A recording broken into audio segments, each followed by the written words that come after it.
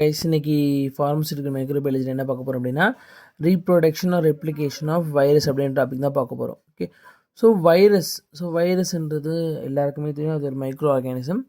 So இது எப்படி அப்படின்னா பாக்டீரியாவை விட ரொம்ப மைன்யூட்டாக இருக்கும். அதனால் இது வந்து நார்மல் மைக்ரோஸ்கோப்லாம் விசிபிளாக இருக்காது. ஸோ எலக்ட்ரானிக் மைக்ரோஸ்கோப்பில் தான் விசிபிளாக பார்க்க முடியும். ஸோ இதோட இன்னொரு ஸ்பெஷாலிட்டி என்ன அப்படின்னா, இது வந்து தன்னால் வளராது, இன்னொரு ஹோஸ்ட் செல்லில் போய் அட்டாச் ஆனதுக்கப்புறம் தான் வளர ஆரம்பிக்கும். ஓகே, ஸோ அதனால இது வந்து பேராசைட் அப்படின்னு கூட சொல்லுவாங்க. ஓகே, ஸோ ஸ்டடி ஆஃப் வைரஸை பற்றி அந்த ஸ்டடி ஆஃப் வைரஸ் வந்து வைராலஜி அப்படின்னு சொல்லுவாங்க. ஓகேவா? ஓகே, ஸோ இப்போ இந்த வைரஸ் வந்து ஏதோ ஒரு லிவிங் ஆர்கானிசம் வந்து அதுக்கு தேவை. அதை தான் வந்து ஹோஸ்ட் செல் அப்படின்னு சொல்கிறோம். அது ரீப்ரொடக்ஷன் பண்ணுறதுக்கு ஒரு ஹோஸ்ட் செல் தேவை. ஓகேவா? ஸோ அது எப்படி இன்வால்வ் ஆகும் அப்படின்னா 5 ஸ்டெப்ஸில் ரீப்ரொடக்ஷன் பண்ணும்.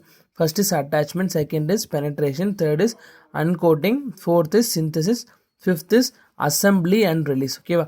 ஸோ அட்டாச்மெண்ட்னா உங்களுக்கு பேர்லேயே தெரியும், அட்டாச் ஆகும். இந்த ஃபஸ்ட்டு ஸ்டெப்பில் ஹோஸ்ட் செல்லில் போய் வைரஸ் வந்து அட்டாச் ஆகிடும். ஓகேவா? ஸோ செகண்ட் பெனட்ரேஷனை ஊடுருவது.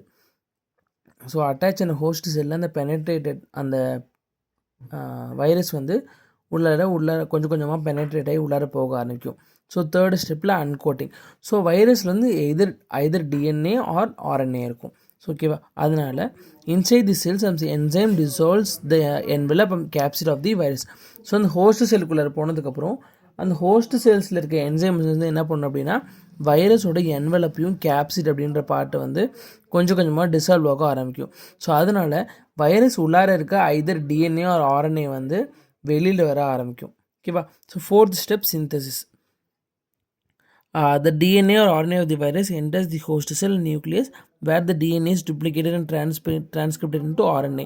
ஸோ இந்த ஸ்டெப்பில் என்ன நடக்கும் அப்படின்னா சிந்தசிஸ் நடக்கும். அதாவது வைரஸ் வந்து ஹோஸ்ட் செல்லோட நியூக்ளியஸ்குள்ளே என்டர் ஆகிடும். அதனால டிஎன்ஏ வந்து டூப்ளிகேட் ஆக ஆரம்பிக்கும். அதனால் அந்த டிஎன்ஏ வந்து டிரான்ஸ்கிரிப்ட் ஆகி ஆர்என்ஏவாக கன்வெர்ட் ஆகிடும். ஸோ இந்த நேரத்தில் என்ன நடக்கும் அப்படின்னா வைரஸ் வந்து மல்டிப்ளிகேஷன் நடக்கும். So last step is assembly and release.